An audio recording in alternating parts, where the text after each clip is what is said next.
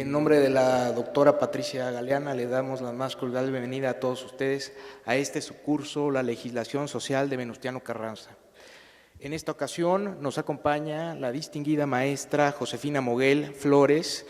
La maestra Moguel es licenciada y maestra en Historia por la Facultad de Filosofía y Letras de la Universidad Nacional Autónoma de México. Y desde 1981 tiene a su cargo la jefatura del archivo del Centro de Estudios de Historia de México, CARSO, Fundación Carlos Slim. Su área de especialidad es la Revolución Mexicana, en particular el estudio de personajes como Ricardo Flores Magón, Venustiano Carranza y Juan Andrew Almazán. Ha publicado diversos artículos, índices y guías documentales referentes al Centro de Estudios de Historia de México, CARSO, Fundación Carlos Slim, entre los que podemos destacar la guía e índices del archivo del primer jefe del Ejército Constitucionalista 1889-1920, publicado por el Centro de Estudios de Historia de México, CONDUMEX. También está la guía del archivo de Federico González Garza, 1889-1920. También el Magonismo en Coahuila, editado por el Comité para los Festejos del Bicentenario de la Independencia y el Centenario de la Revolución. También la guía e índices del archivo de los hermanos Flores Magón, 1901-1912, publicado por la Secretaría de Relaciones Exteriores de 2010. Hoy la maestra Josefina Moguel dará la conferencia Venustiano Carranza, un hombre de ideas. Maestra Moguel, en nombre de la doctora Galeana, le damos la más cordial bienvenida a esta su casa. Muchas gracias, maestra. Gracias.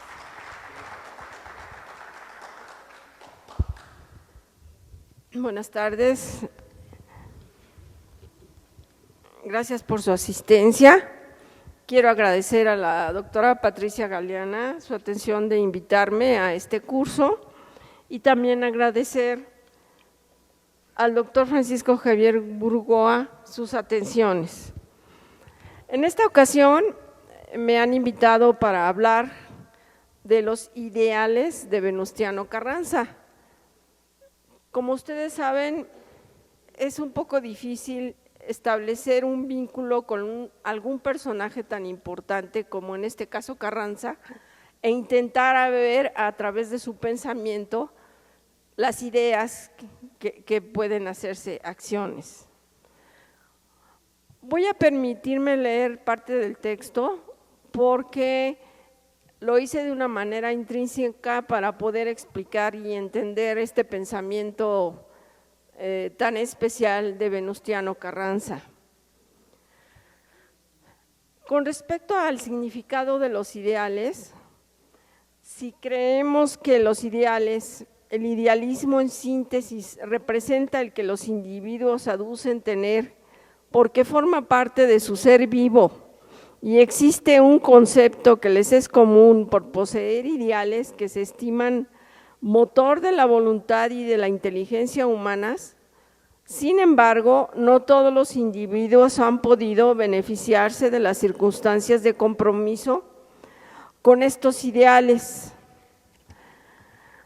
o bien conducirlos a buen término, es decir, a una realidad tangible para realizarlos, especialmente porque una mayoría adolecen de lograrlo, si bien influyen las condiciones de los hechos, también permanecen como una esperanza ficticia. Una mayoría de los ideales, y se incluyen los políticos, pueden discurrirse como una renovación, una memoria, un orden radical en que se pretenden mantener aquellos valores que la propia vida ha desvalijado de la historia humana, tales como los del espíritu, la libertad, la justicia, la democracia, la rectitud, la honorabilidad, la ética, la conducta y otros más. Bajo esta tendencia, uno de los hombres políticos por excelencia del país, don Venustiano Carranza, fue de los pocos que hizo con sus ideales, no solo se propuso hacer, fue el hombre ideal que dio forma a los destinos del pueblo mexicano. El tema sobre Venustiano Carranza, un hombre de ideas, es el preludio del aniversario de la patria, de lo que será la conmemoración del centenario de la Constitución Política de los Estados Unidos Mexicanos, a celebrarse el próximo 5 de febrero de 1917. Perdón, 2017, es que me quedé en la época de 1917. Don Venustiano Carranza es el protagonista de la reminiscencia y ese es este hombre político, el estadista, el hombre de ideas y de acciones. En efecto, porque en algunas de sus enormes ideas, ideales y opiniones, causó actos, hechos, eventos que podrían parecer poco probables de lograrse debido a las continuas revoluciones que soportó el país. Carranza consiguió, si bien no en todo lo que se propuso, los objetivos principales que se trazó en sus ideales, a pesar de las circunstancias internas y externas no tan factibles que lo rodearon. Durante la gesta revolucionaria fue capaz de proyectar y se concretó el término de la revolución de un Estado político del que se hizo creador y formador y equilibró, que redundó en favor de la nación de México, el país que gobernó con la jerarquía de una jefatura que estructuró, al que dotó de leyes, de legitimidad, de autoridad, de poder, para conferirle y atribuirle a través de la promulgación que hizo de la Constitución de 17, que el país pudiera gobernarse a sí mismo por medio de un orden constitucional con necesidades y compromisos, con un vínculo a esta sociedad que pudiera establecer una organización dentro del propio Estado y en este vínculo de asociación y deberes sociales, políticos, económicos, religiosos, culturales, comerciales y otros más. Bajo este incidente puede cuestionarse por qué Venustiano Carranza pudo conseguir que muchas de sus ideas, sus ideales, sus sentires y su conducta pudieran definir y provocar en sus contemporáneos una empresa de tal envergadura que llegarían a mostrar la Constitución de 17, toda vez que fue el principal impulsor de estos compromisos políticos, militares, legales que heredó el país, pese a la diversidad de intereses en juego entre sus enemigos y sus propios colaboradores. Se destaca que previo al inicio del movimiento constitucionalista, Carranza tenía conocimiento de la verdadera situación que prevalecía en el país, por lo cual permaneció activo, estaba pendiente y estaba informado de aquella situación política tan importante de los sucesos del gobierno de Madero en torno a lo que estaba sucediendo y que dio como resultado precisamente la caída del régimen a través de la irrupción de Victoriano Huerta. Fue que entonces él fue el primero que protestó esta transgresión de Huerta, ante lo cual derramó los simbolismos de la historia nacional porque provocó e impulsó el derrumbe del viejo régimen, sosegó las intervenciones, yerros y actitudes norteamericanas, conquistó el triunfo del Ejército Popular Revolucionario al que dotó de patriotismo y nacionalismo, que contrastó con la aniquilación que hizo del Ejército Federal y restableció la legalidad de un gobierno que fue reconocido internacionalmente como soberano y que brindó una nueva constitución. El equilibrio del Estado estaba cimentado. A lo anterior que se ha descrito, solo tuvo un título con el cual llevaría a cabo estas circunstancias. Él se autonombró primer jefe del Ejército Constitucionalista y tuvo el acierto de cumplirlo gracias a su carisma de figura política y de estadista. con el antecedente que no era presidente de la República y sin embargo, entre el 19 de febrero de 1913 hasta el 30 de abril de 1917, detentó en este espacio de tiempo la jerarquía de la jefatura de la nación a través de este título y logró una revolución reglamentada y constitucional entre la promulgación que hizo de leyes y la presencia de las Fuerzas Armadas y el uso constante que hizo de la historia con la cual precisó y justificó su presencia y conducta. Así Carranza recurrió a la historia para innovar y descubrir la fuerza política que le proporcionaría identificarse con este título sugestivo, el cual predeterminó como eje principal y punto de partida de atracción para articular a los que serían sus seguidores. Por dicha identificación que tuvo con la historia, a la vez que le era simultánea a su personalidad, Carranza no solo se asemejó con Benito Juárez, sino que actuó en forma compatible a las circunstancias, cuando tomó decisiones políticas de su jefatura y, por ejemplo, él utiliza la ley de Juárez en la que acusa de traidores a todos aquellos que están en contra de la lucha constitucionalista. Esta ley de Juárez es del 25 de enero de 1862 y establece la traición de aquellos que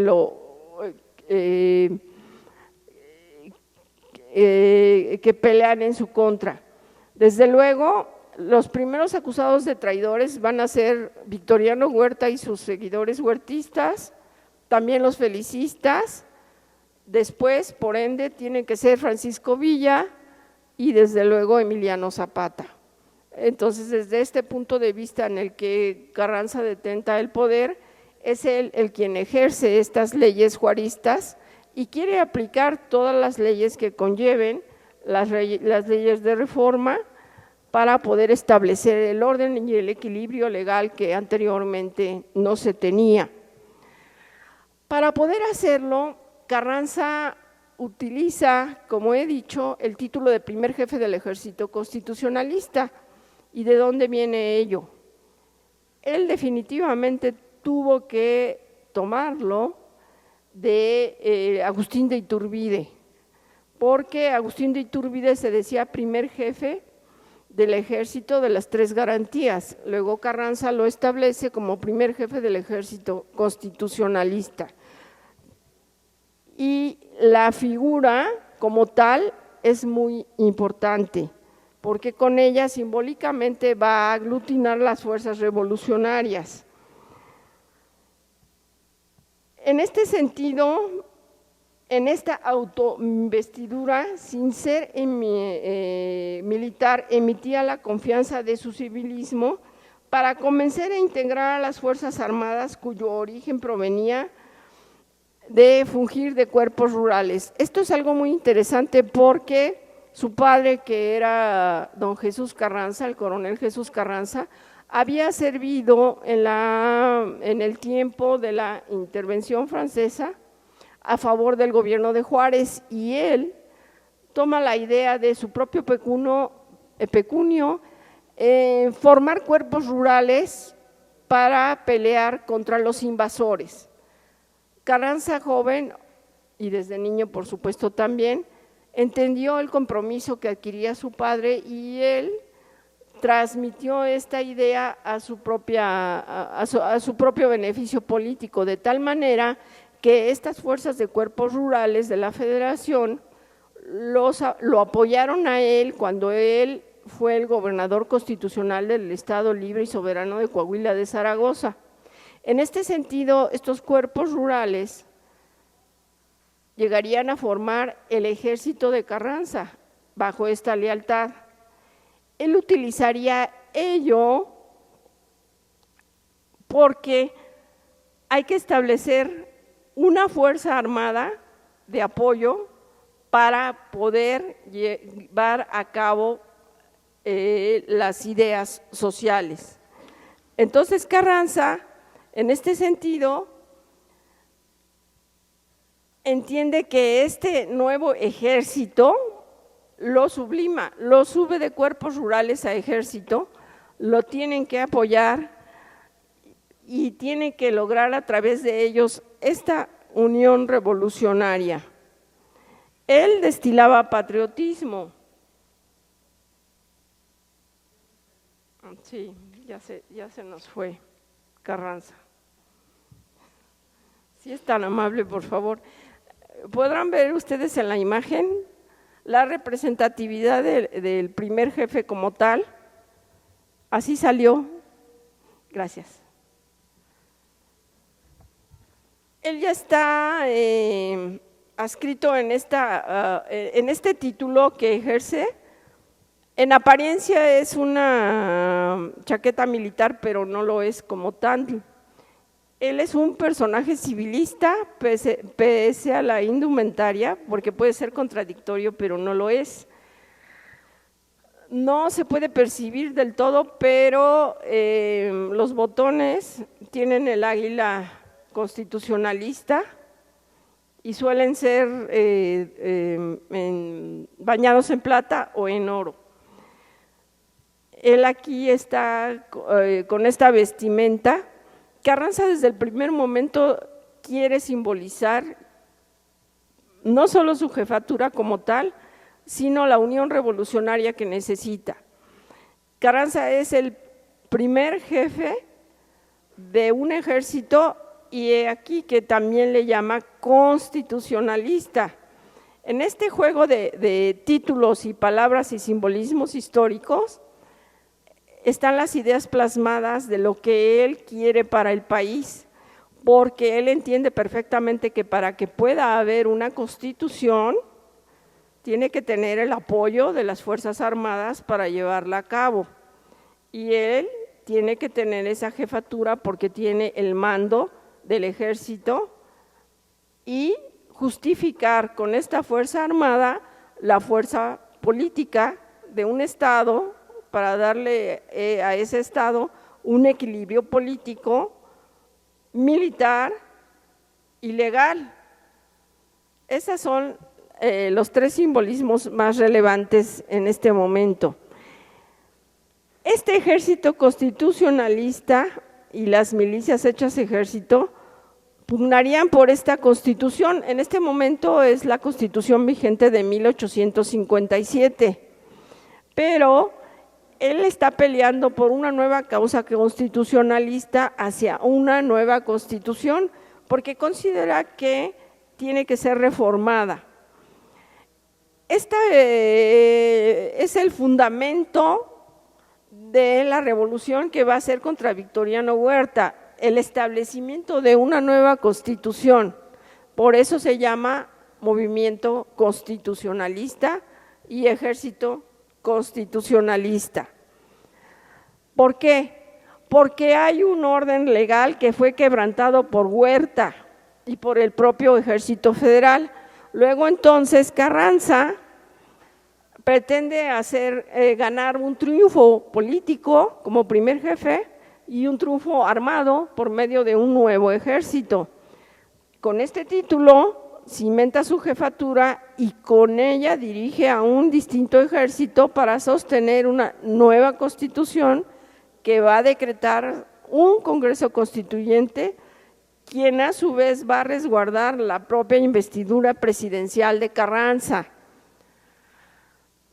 Como ustedes pueden visualizarlo, quizá lo que estoy haciendo es redundar en muchas palabras el sentido que tienen las ideas de Carranza, porque de otra manera no podrá entenderse el por qué es el surgimiento de estas ideas de don Venustiano.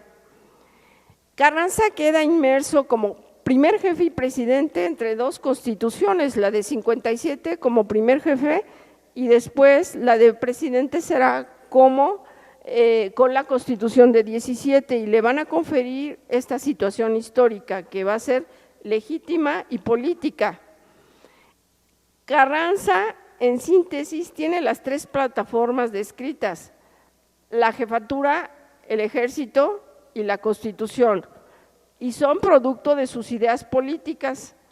Lleva a cabo la creación de un Estado con una figura que gobierna sostenida por las Fuerzas Armadas y al amparo de las leyes resguardadas en una Constitución, cuyo resultado es la legitimidad en todo su esplendor, con lo cual no puede criticarse el que las ideas sociales de Carranza en apariencia no tomen forma por el momento, porque primero quiso arriesgar el control y dominio de poder del gobierno en los ámbitos descritos entre la ley y el Ejército Nacional, que por ende podrían restablecer las necesidades y reformas sociales del país.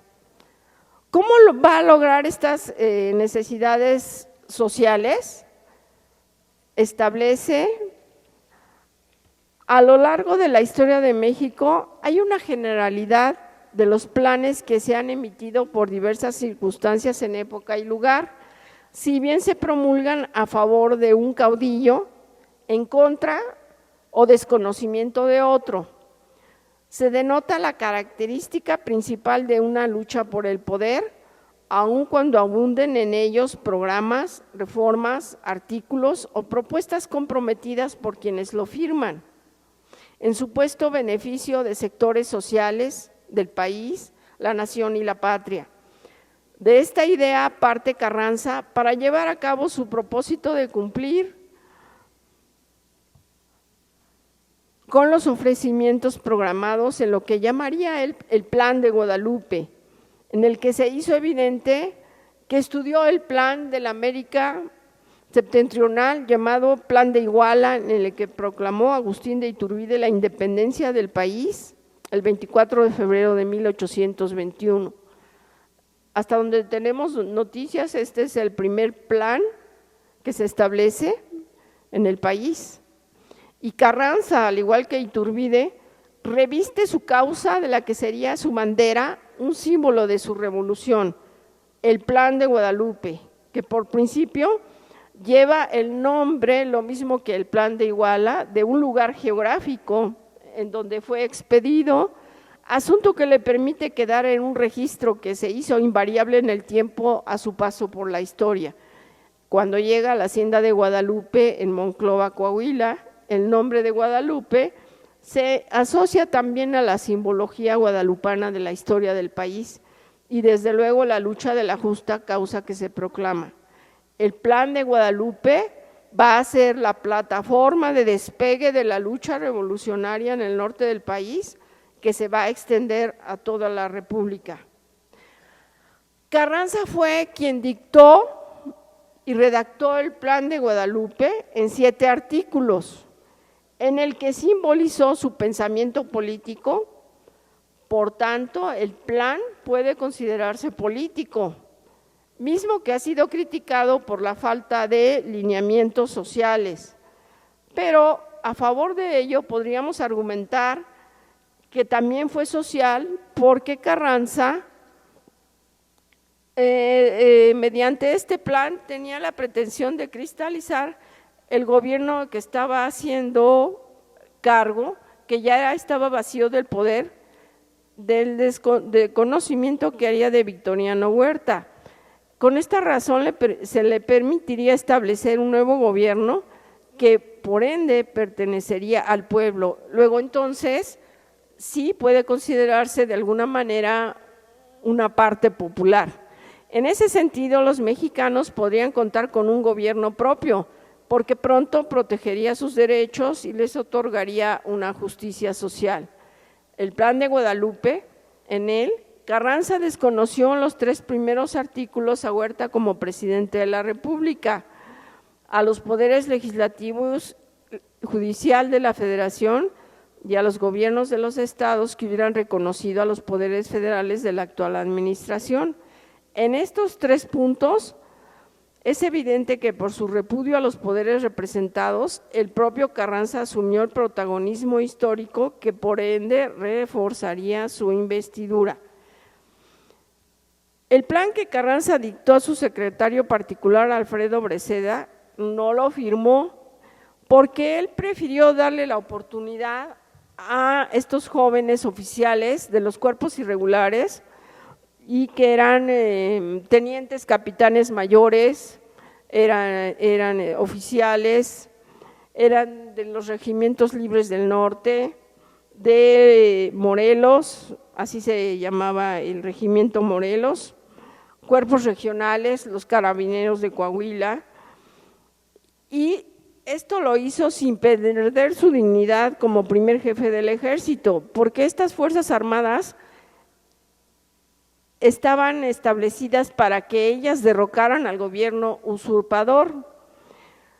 En este sentido, lo anterior resume el ejercicio de Carranza de hacer uso de la historia para justificar la pelea de su causa, que a la muerte trágica de Madero, por el no respaldo del Ejército Federal, debía ser anulado.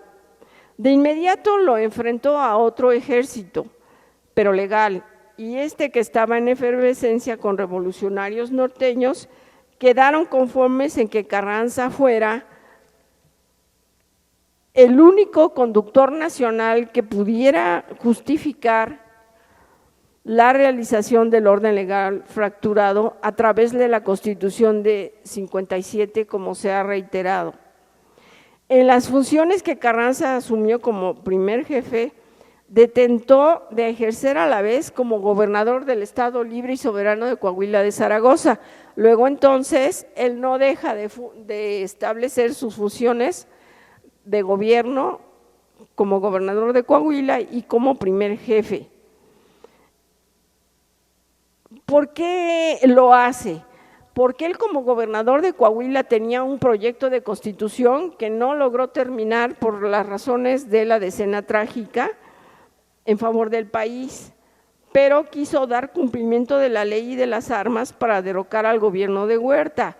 Entonces incluyó que una vez derrotado Huerta, Carranza sería a cargo del gobierno como presidente interino, y lo mismo se ratificó él como gobernador provisional de los demás estados en los cuales se hubiera reconocido a los gobernadores huertistas.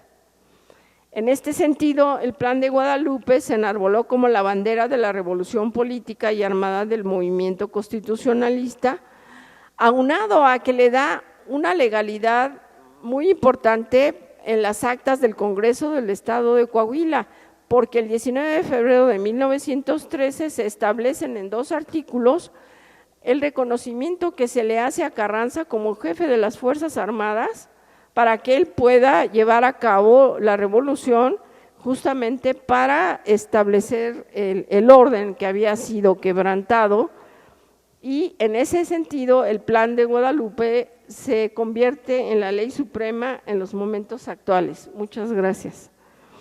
El gobernador de Coahuila, en sus declaraciones a la prensa el 16 de julio de 1914, establece justamente el sentido político del Plan de Guadalupe que va a querer cumplir y comprometerse con él hasta el final. E instó al ejército constitucionalista para que su obligación fuera arrojar de los puestos que ocuparan sin derecho alguno a los usurpadores de los 3 poderes, ejecutivo, legislativo y judicial. Como gobernador cumplió con su deber de protestar, el primero, contra los actos inconstitucionales de febrero de 13, y así desconoció al gobierno usurpador con las armas en la mano. Y como primer jefe, su lucha fue restablecer la paz en México, así como en el orden constitucional a través de las elecciones validadas mediante un congreso. Este juego de palabras y simbolismos históricos hacen que la figura de Carranza sea definitivamente política. En este sentido, al avance de la lucha constitucionalista de justicia y de derecho, no podrá negarse que avanzaron las ideas de renovación social que el pueblo quería y necesitaba, lo cual explicaba el uso que Carranza haría de la historia cuando indica que a la dictadura de Díaz el pueblo siguió a Madero en ansias de libertad, pero apunta que fue un fracaso la revolución de 1910 por la firma que hizo Madero de los Tratados de la Paz de Ciudad Juárez, y la presidencia interina de Francisco León de la Barra, en la que se estableció una traición a Madero y a los intereses nacionales. Esto obliga a cumplir que Carranza, la Revolución de 1910 y el Plan de Guadalupe se haga con las disposiciones que el Congreso Constitucional ratificará o reformará. Luego entonces Venustiano Carranza está utilizando parte de la historia de la tragedia de la muerte de Madero para justificar el movimiento constitucionalista amparado en una situación legal, en un plan establecido y en una investidura que como gobernador constitucional él cumple para que como primer jefe también en este juego que hace de estas investiduras él pueda controlar justamente que exista una constitución para que se puedan implantar las reformas sociales. ¿Cómo lo va a hacer? Con un ejército al que él espera que triunfe, lo cual se logra con los generales revolucionarios norteños, especialmente el general Obregón y Pablo González y Villa, en su avance triunfal a la Ciudad de México. Él cree que al triunfo victorioso, inmediatamente los Estados Unidos le harían el reconocimiento, lo cual no sucedió, sino hasta después de un año, en octubre de 15. Pero en este juego con la soberanía nacional, y ustedes recuerden que en 14 se da la invasión norteamericana, Carranza considera que al triunfo de las fuerzas revolucionarias, él va a ser reconocido por los Estados Unidos y por lo tanto él da instrucciones y crea leyes de amparo hacia los intereses y necesidades de los extranjeros en México, para que ellos puedan entender que la revolución constitucionalista está comprometida a respetar estos intereses.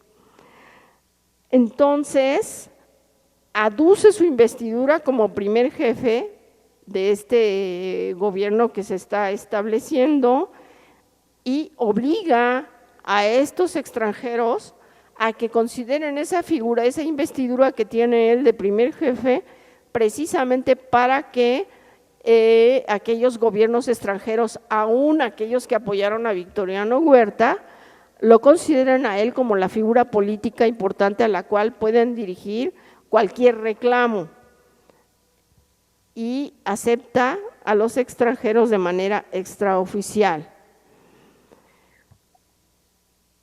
No solo Carranza hace declaraciones a la prensa, sino también hace nombramientos a agentes confidenciales y les confía misiones especiales, especialmente, por ejemplo, a Guadalupe Narváez Bautista, una de las tres hermanas, la otra es Rosa y la otra es María, que están adscritas en el estado de Puebla.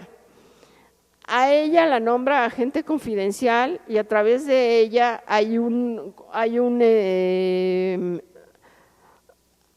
comité especializado en estas comisiones y hay personas adscritas que van a varias regiones del estado de Puebla para emitir la propaganda en favor del Plan de Guadalupe, las ideas sociales de Carranza, el apoyo que da el constitucionalismo a la soberanía nacional y, por supuesto, el compromiso que se establece con los triunfos revolucionarios del ejército y con los ideales que persigue la revolución que encabeza Carranza.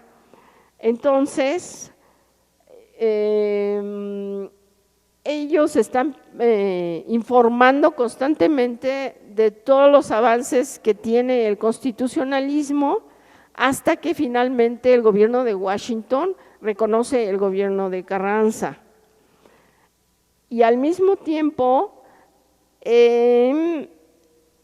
llevan a cabo mítines populares en los mercados, en las ciudades, en los lugares que ellos visitan, y reparten la propaganda de Carranza sobre tierras para los pueblos, el municipio libre, el manifiesto a la nación, el manifiesto del Partido Liberal, Entendemos esto que es el que pertenece a los magonistas, el de la Junta Organizadora del Partido Liberal Mexicano, la Hoja Constitucionalista, el Plan de Guadalupe y otros diversos periódicos que algunos de ellos son nombrados pero no conocemos, como El Asno, Verbo Rojo, y el que sí se conoce mucho es el Boletín Militar. Así, en otros pueblos de distintas regiones del país se lleva a cabo una propaganda constante y se dan conferencias para que las personas entiendan sobre los derechos y obligaciones que competen a los ciudadanos. En síntesis, Carranza acordó sus ideas simbólicamente con los hechos que denotó en sus escritos, decretos, correspondencia, discurso, máxime el que pronunció el 24 de septiembre de 13 en el Salón de Cabildos del municipio de Hermosillo, Sonora. En mi opinión, es el discurso más bello que escribió Carranza, porque en él se compromete ni más ni menos que llevar a cabo el Congreso Constituyente. Él aquí establece igual, en muchos de sus decretos y manifiestos, es una constante, el uso que hace de la historia para cimentar su propio movimiento constitucionalista. Esto es, también quedará el resultado de lo que se va a conocer como doctrina Carranza. Él reincide en que el movimiento revolucionario constitucionalista nació porque hubo una dictadura de 30 años, un cuartelazo, 2 asesinatos, y es por esa razón por la cual existe el movimiento constitucionalista. Y mediante el Plan de Guadalupe, él va a llevar a cabo el orden legal que fue quebrantado con la ayuda de las Fuerzas Armadas y establecer mediante este orden, esta Constitución. Este discurso es repetitivo, decía yo, y va a dar a la doctrina Carranza. Se establece en 3 discursos que él da: el 29 de noviembre de 1915 en Matamoros, el 26 de diciembre de 1915 en San Luis Potosí y el 16 de enero de 1916 en Celaya, Guanajuato. Estos 3 discursos son el fundamento de la doctrina Carranza que Ermila Galindo va a difundir en Latinoamérica. Sí, con mucho gusto. Es 29 de noviembre de 1915 en Matamoros, 26 de diciembre de 1915 en San Luis Potosí y el 16 de enero de 1916 en Celaya, Guanajuato. Ese es el fundamento. Si ustedes leen esos discursos, están publicados en la maravillosa memoria de la Secretaría de Gobernación de Jesús Acuña. Esa memoria fue establecida por Carranza y por Acuña y iba a ser presentada al Congreso Constituyente, pero no se presentó. Sin embargo, ahí están recopilados los decretos y leyes que Carranza emitió, y entre ellos esos 3 discursos.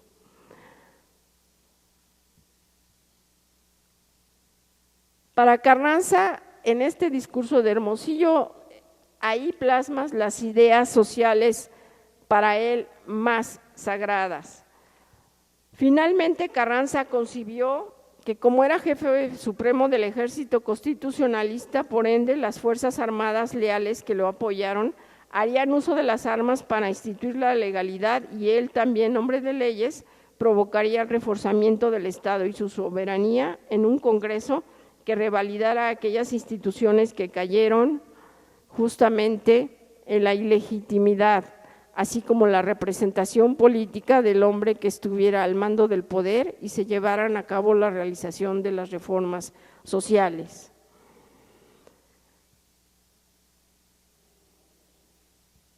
Cuando llega al Congreso Constituyente, pues Carranza aprueba la Constitución, que ustedes saben que él hizo un proyecto de Constitución y no fue aprobado porque no reunió las características sociales que había en esos momentos.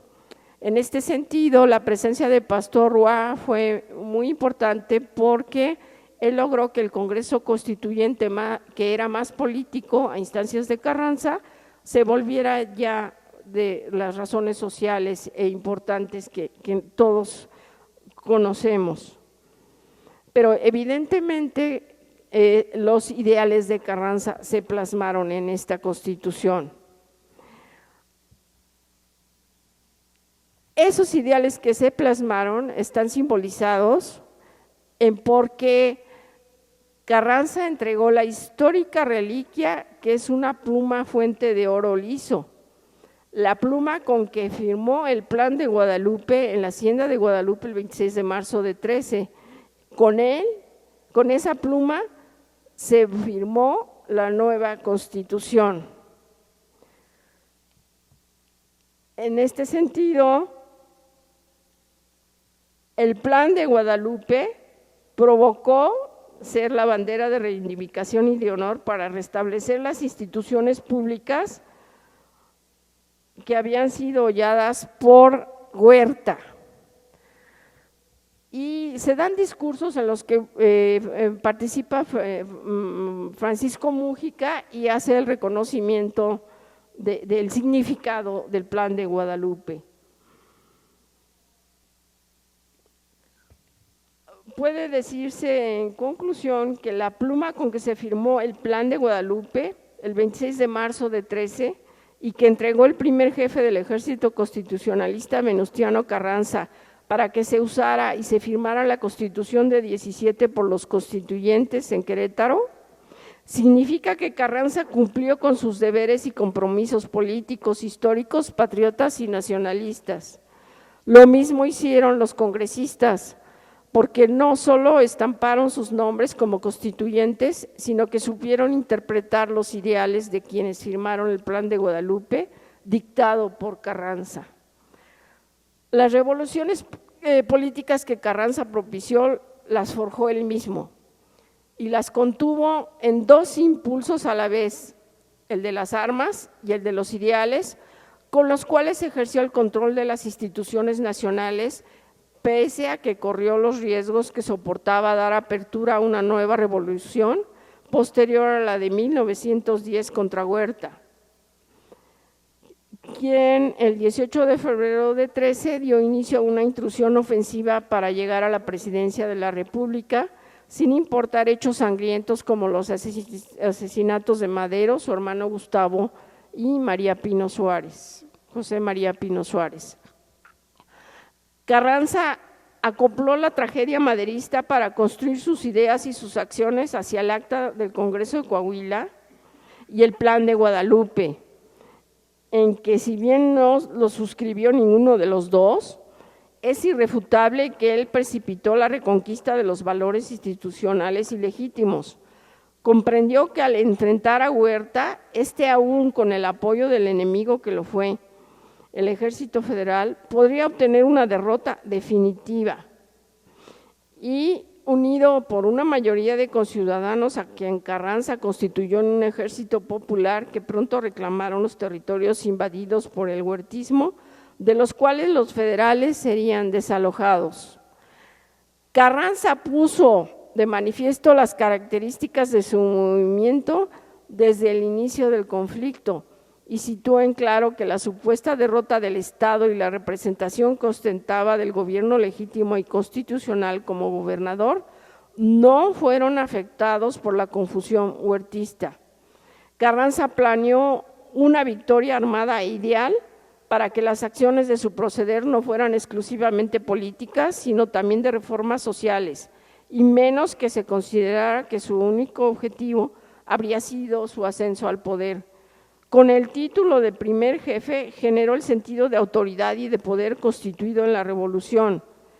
Fue el partidario del orden con su potente figura de autoridad estatal, realizó el derrumbamiento de una vieja sociedad por medios revolucionarios y logró la intervención del Estado con principios de libertad, de constitucionalismo como teoría libertaria, revolucionaria, base y principio del sentido del Estado.